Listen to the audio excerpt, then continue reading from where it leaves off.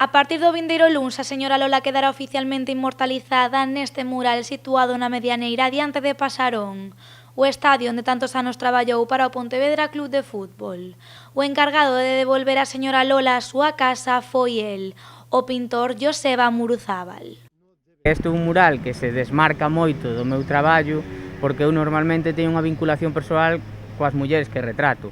En este caso xa parto de dúas fotos que non son miñas, unha de Miguel Vidal, que é unha foto icónica daqui do Pontevedra, porque está celebrando un gol do ascenso, creo, e despois a outra que non sabemos de quen é, tiven que poñer en contacto cos seus familiares, encontramos ese retrato que é precioso porque está mirando en dirección ao estadio, está como vixiante todo o rato. Entón, foi coincidencia porque eu cando collín a foto non pensaba que fora a quedar así, pero ahora se o ves, está todo o rato mirando para o estadio, non sei, ten aí como un tema de custodia do Pontevedra. Joseba Muruzábal é coñecido por representar as icónicas superaboas ao longo de toda Galicia. Agora a señora Lola súmase aos 15 murais que este artista ten ao longo da nosa comunidade. Os meus pronósticos foron acertados en canto a que a Uralita complicoume moito o traballo, porque era a primeira vez que pintaba nela e non sabía como atacarlle.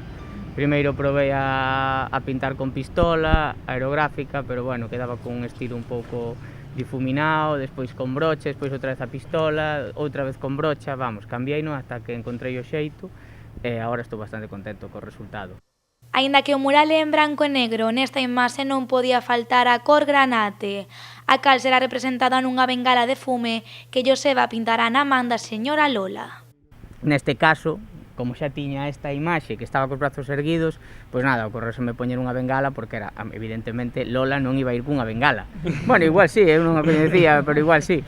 Pero bueno, o tema é que eso lle dá como un punto irónico, de gracia, que tamén é algo que forma parte da miña obra e creo que eso fai que sea un pouquiño máis miña.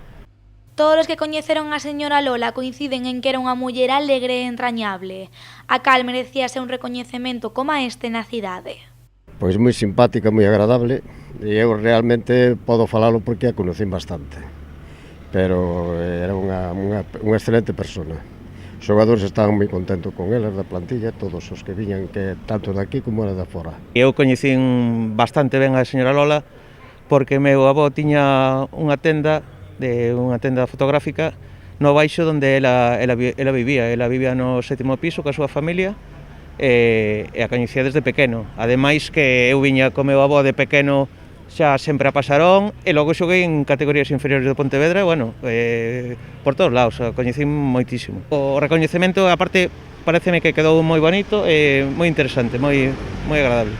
Está moi ben, é unha pena que non este ao lado, pois, Castro, que era o masajista, que eran uña carne, entre os dous. Precioso. Sabes o que me parece? Que lo deberon facer en vida.